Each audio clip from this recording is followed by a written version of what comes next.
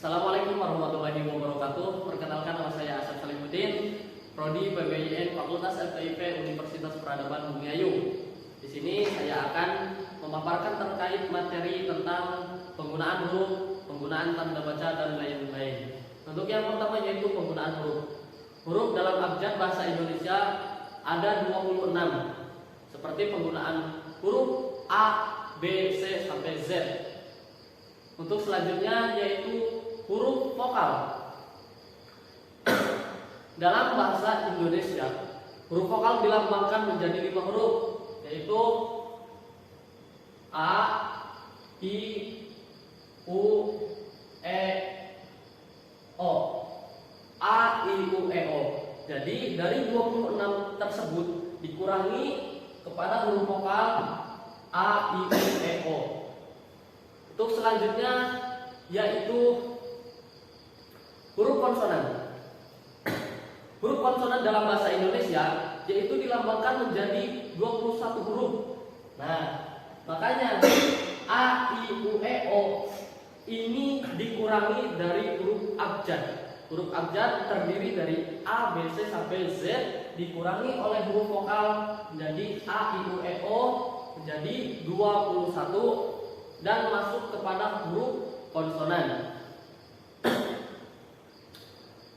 Selanjutnya, gabungan huruf vokal terdiri dari 2, yaitu ada monoftong dan juga diftong. Monoftong dalam bahasa Indonesia dilambangkan dengan gabungan huruf vokal E yang dilafalkan biasanya. Monoftong itu dipakai di dalam bahasa Sunda seperti lapan. Kalau dalam bahasa Indonesia itu iya, bahasa Sundanya enya.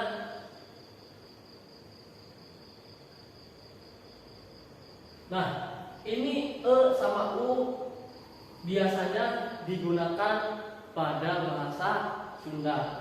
Di dalam bahasa iya, di dalam bahasa Sunda itu enya. Selanjutnya yaitu diftong. Diftong dalam bahasa Indonesia dilambangkan dengan gabungan huruf vokal I, O, E, dan Oi. I. Contoh dari I itu ada Aikido. Ini kalau awalan. Kalau tengah itu ada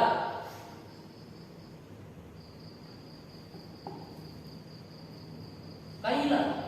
Dan untuk akhirnya ada contoh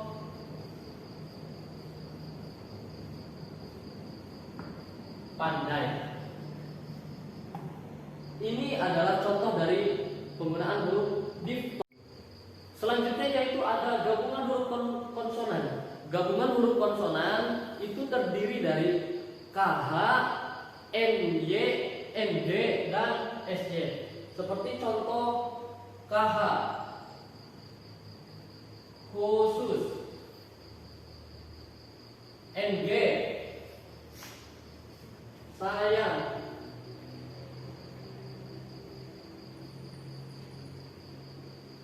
dan lain-lain. Untuk selanjutnya ada huruf kapital. Penggunaan huruf kapital digunakan sebagai huruf pertama awal kalimat. Misalnya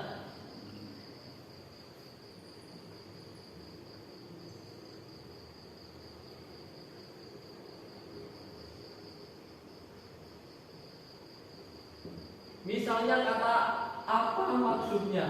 Nah, kata apa maksudnya ini harus diawali dengan huruf kapital. Jangan memakai huruf vokal. Kalau gini salah. Jadi dia harus diawali dengan huruf kapital. Selanjutnya huruf kapital digunakan sebagai huruf pertama unsur nama orang. Contohnya Ahmad, Baihaqi.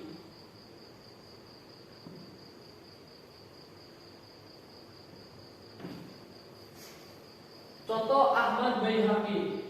Penggunaan huruf kapital ini harus digunakan ketika memakai sebuah nama. Untuk selanjutnya, huruf kapital tidak digunakan sebagai huruf pertama nama orang yang digunakan sebagai nama jenis atau satuan ukuran. Contohnya pada jenis satuan ukuran, misalnya 15 watt. Nah, di sini tidak boleh memakai huruf kapital. Untuk selanjutnya, huruf kapital digunakan pada nama orang seperti pada nama teori, hukum, dan rumus. Contohnya seperti ketika kita mengutip dari sebuah jurnal ataupun artikel seseorang, kita harus memakai huruf kapital. Contoh, teori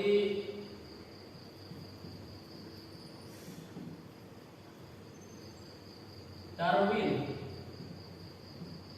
Nah, di sini juga harus memakai dengan huruf kapital. Jangan memakai huruf vokal. Nah, untuk selanjutnya, huruf kapital tidak digunakan untuk menuliskan huruf pertama kata bermakna seperti bin ataupun binti. Misalnya Abdul Rahman bin Zain, seperti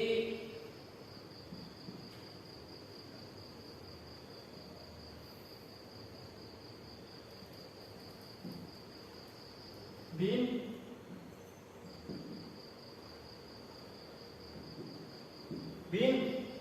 Zain.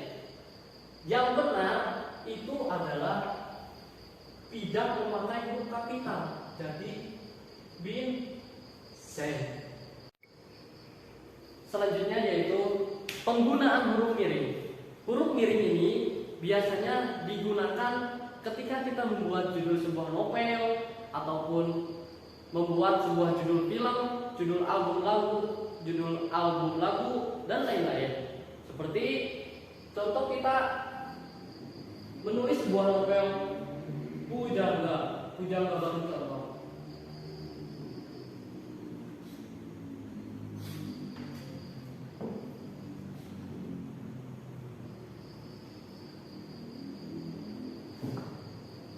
Nah, dalam penulisan judul buku ini kita harus memakai huruf miring. Tidak boleh kita memakai huruf seperti biasa, contoh Abdul Rahman. Contoh, kita menuliskannya seperti biasa.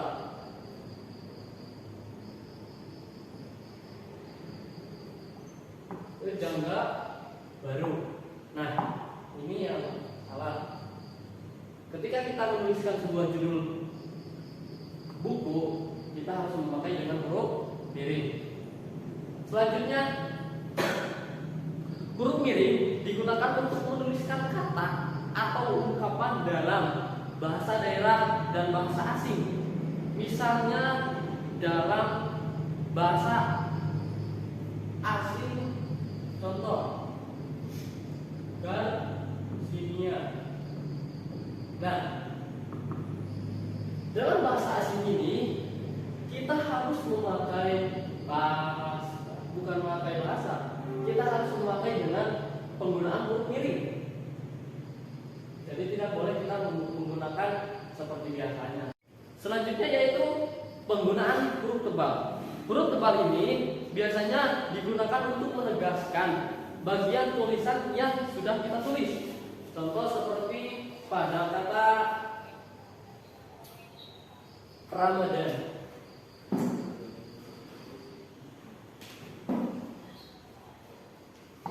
Nah, ini kata adalah kata yang sudah kita tulis. Ketika kita ingin menegaskan kata tersebut, maka kita harus memberikan huruf tebal pada kata Ramadan, pada huruf D dan H. Itu gunanya apa? Gunanya untuk mempermudah dalam tulisan kita. Untuk selanjutnya yaitu huruf tebal itu digunakan untuk menegaskan bagian karangan seperti bab atau subbab. Contoh,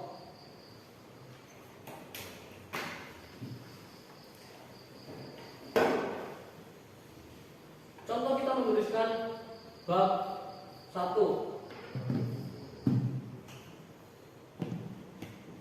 Nah, dalam bab 1 ini kita harus menggunakan huruf tebal, yaitu gunanya untuk membedakan ketika nanti kita membuat paragraf atau kalimat.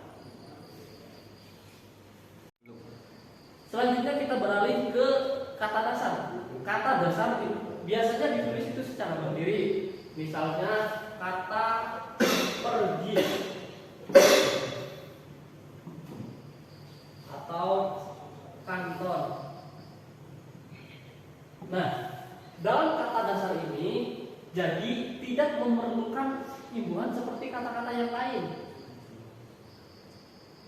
Dalam kata pergi ataupun kantor tidak memerlukan imbuhan. Selanjutnya yaitu ada kata turunan. Yang pertama kata berimbuhan. Kata berimbuhan yang mendapat imbuhan awalan, sisipan ataupun akhiran. Gabungan awalan dan akhiran ditulis serangkai dengan imbuhannya. Contoh, berjalan. Ini adalah kata yang sudah digabungkan dengan adanya imbuhan. Jadi untuk kata dasar itu adalah jalan, ditambahkan dengan kata ber menjadi berjalan. Ini adalah kata yang sudah kemasukan imbuhan. Selanjutnya yaitu kata yang mendapat bentuk terikat ditulis serangkai jika mengacu pada konsep keilmuan tertentu. Contoh seperti kata adibusana. Jadi dalam kata adibusana ini adalah kata serangkai, tidak boleh dipisah.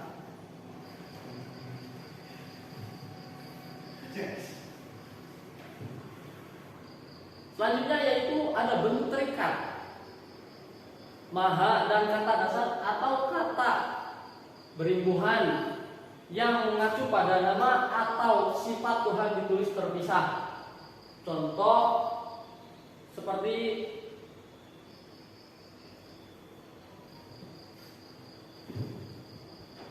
yang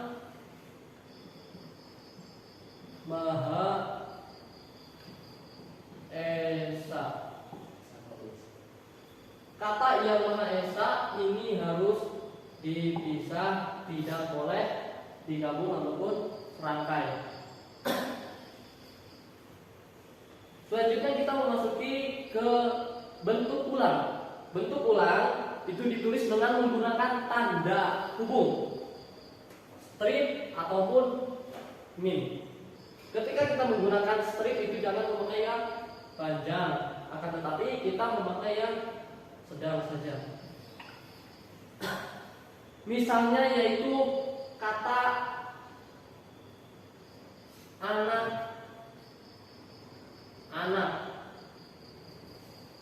Nah, kata anak-anak ini adalah contoh dari kata ulang. Selanjutnya ada bentuk ulang gabungan kata ditulis dengan menggunakan atau mengulang unsur kata pertama. Contoh dalam kata kapal barang.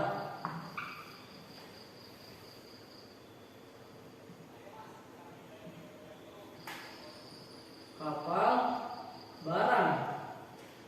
Kita mengulangi unsur yang pertama yaitu kapal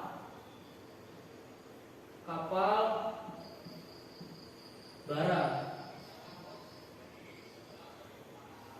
Jadi kita tidak boleh mengulangi unsur kata yang terakhir.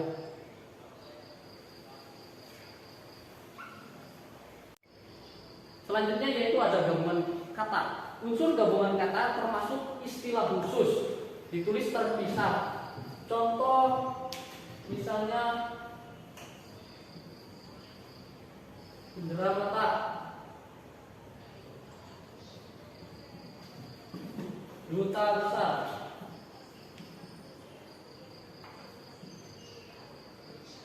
Jadi dalam kata ini harus terpisah dan tidak boleh digabung.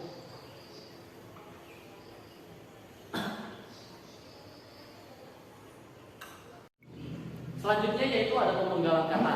Pemenggalan kata ini biasanya dilakukan ketika di tengah-tengah kalimat itu ada dua vokal yang berurutan.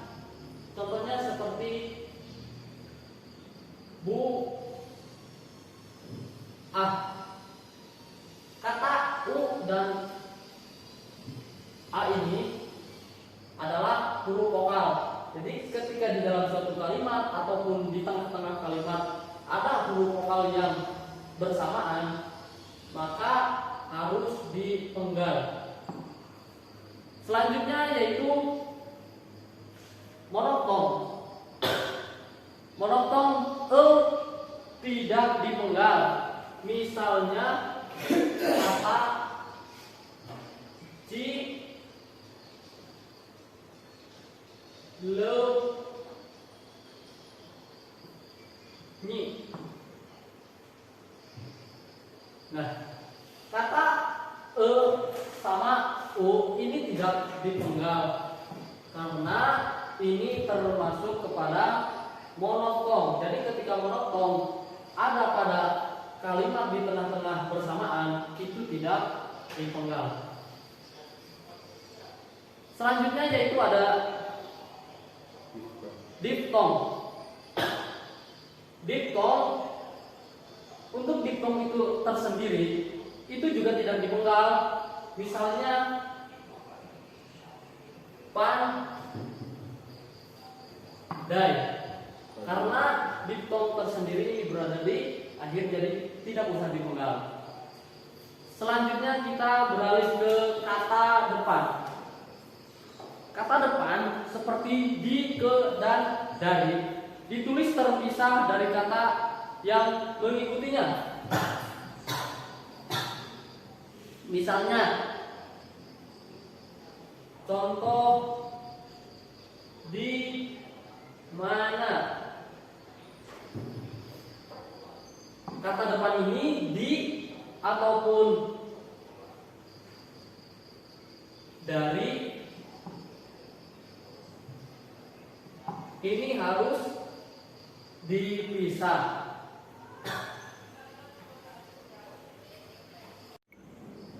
Selanjutnya yaitu ada partikel. Partikel ini juga tidak boleh dipenggal ataupun dipisah. Biasanya dalam partikel itu ada lah, kah, dan tar. Seperti contoh bacalah. Nah, kata lah ini tidak boleh dipisah dalam partikel. Contoh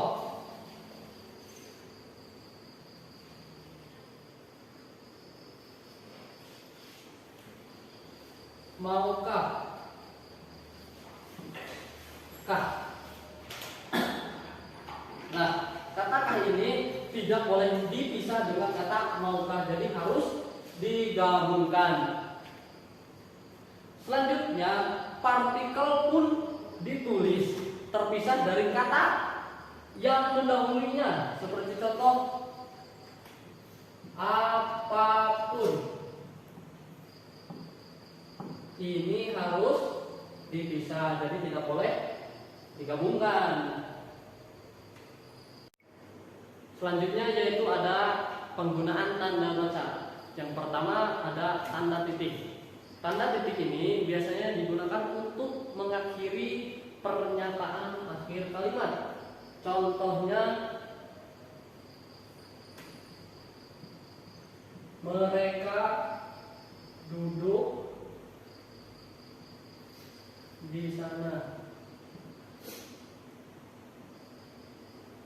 Pada kata mereka duduk di sana harus diakhiri titik karena ini mengakhiri suatu kalimat. Selanjutnya yaitu ada tanda koma. Tanda koma yaitu digunakan di antara unsur-unsur dalam perincian berupa kata, frasa ataupun bilangan. Misalnya telepon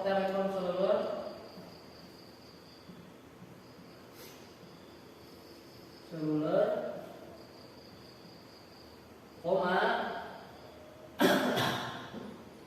contoh yang lainnya, komputer, koma. Nah, dalam kata telepon seluler ini harus diberi koma dan kata komputer ini harus digunakan koma juga.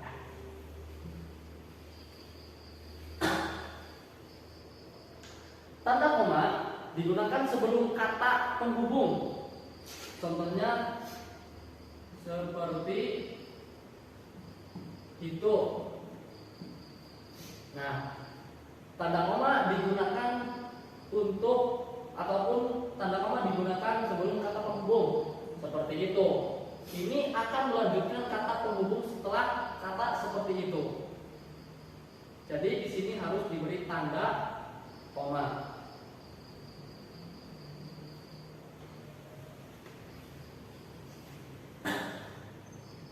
Selanjutnya yaitu ada tanda titik koma. Tanda titik koma ini dapat digunakan sebagai pengganti kata penghubung untuk memisahkan kalimat setara di dalam kalimat majemuk. Contohnya seperti hari sudah gelap.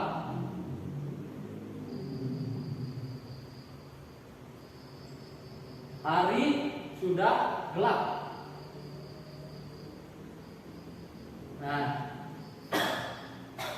ini harus diberi tanda titik 2.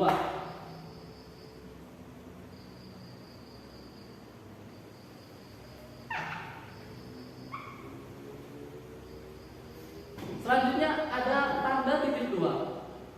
Pada tanda titik 2 ini digunakan pada akhir suatu pernyataan lengkap yang langsung diikuti perincian atau penjelasannya. Misalnya mereka memerlukan perabot rumah tangga. Mereka memerlukan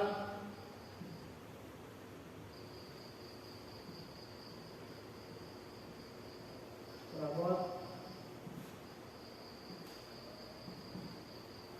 rumah tangga.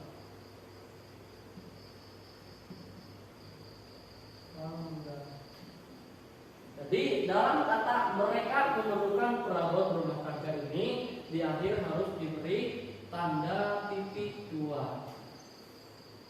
Mereka memerlukan perabot rumah tangga. Nah, rumah tangga apa? Langsung meja, kursi, dan lain-lain. Tanda titik 2 ini digunakan sesudah kata atau frasa yang memerlukan pemberian. Contoh, biasanya ketika kita menuliskan sebuah surat menyurat, contoh tentang pemberitahuan, ketuanya siapa, wakil ketuanya siapa, ketua. Biasanya ini langsung diberi tanda titik 2. Wakil ketua. Nah, dalam penggunaan kata ini harus diberikan tanda titik 2. Selanjutnya yaitu ada tanda tanya. Tanda tanya ini biasanya juga digunakan di akhir kalimat tanya, seperti contoh pencipta lagu Indonesia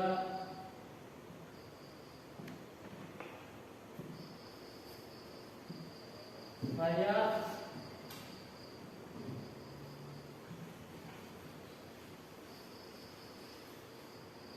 siapa? Karena dalam kalimat ini kalimat tanya, maka di akhir kalimat ini harus menggunakan tanda tanya.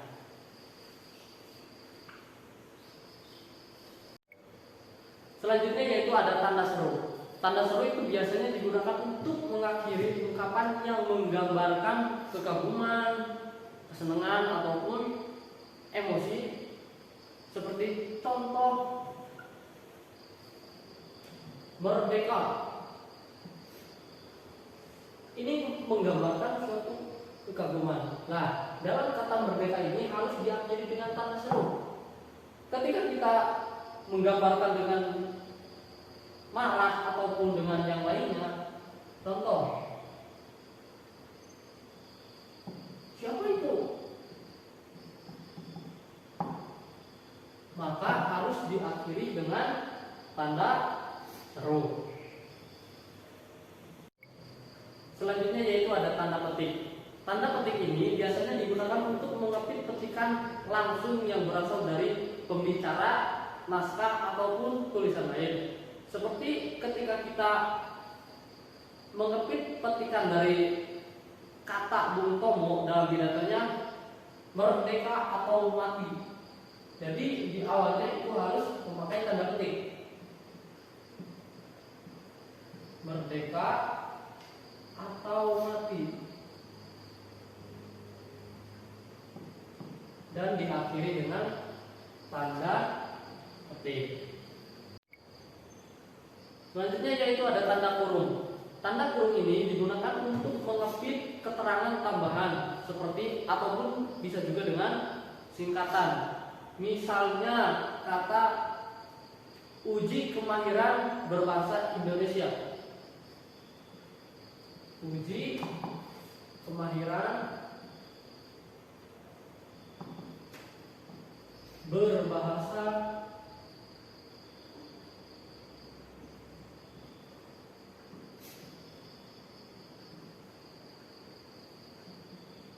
Indonesia. Jadi harus ditambahi dengan UKBI karena ini termasuk ke dalam singkatan.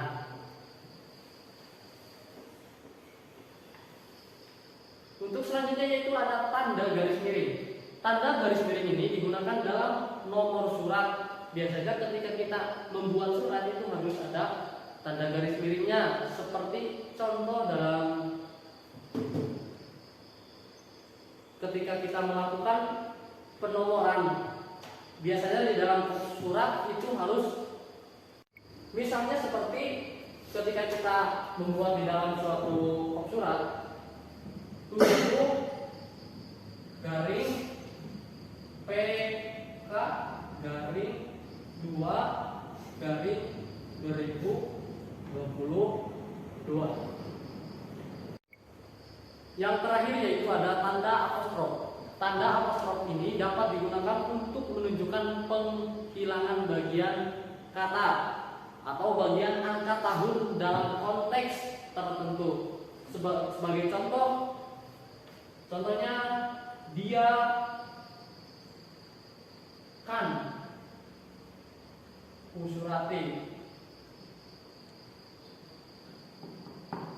Karena menghilangkan huruf A, maka kita ganti dengan tanda apostrof, yaitu